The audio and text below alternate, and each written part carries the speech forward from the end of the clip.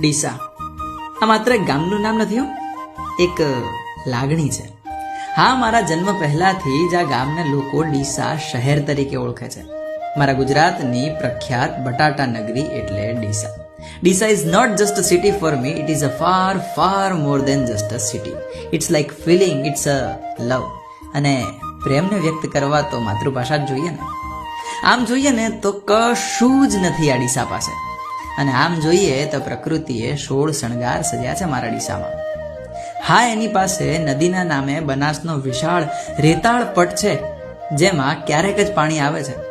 પણ જ્યારે કોઈક એના ગામની નદી વિશે વાત કરે ને, ત્યારે વટથી કહું છું કે મારા ડીસા પાસે બનાસ નદી છે. માં મહાકાળીના પાવાગઢ કે માં અંબાજીના આરાસુર જેટલો મોટો તો નથી, પણ હા, મારા ડીસા પાસે ઈસ્માની માતાનો ભાખર છે ખરો.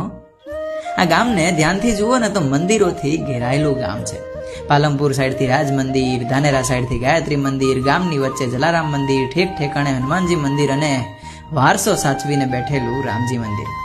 અને એ વખતની આર્મીએ તૈયાર કરાવેલું રિશાલેશ્વર મહાદેવનું મંદિર હજુય વર્ષોનો ઇતિહાસ તાજો કરાવે છે. મારા ગામનો આમ એવો કોઈ સ્પેશિયલ ડે નથી આવતો કે આ દિવસ એટલે મારા ડીસાનો બર્થડે.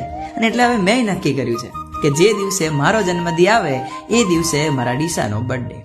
જ્યારે ગામથી દૂર હોઈએ ને ત્યારે સતત એમ થયા કરે કે યાર 2-4 દિનની રજા જો મળી જાય ને તો ડીસા જઈ આવું.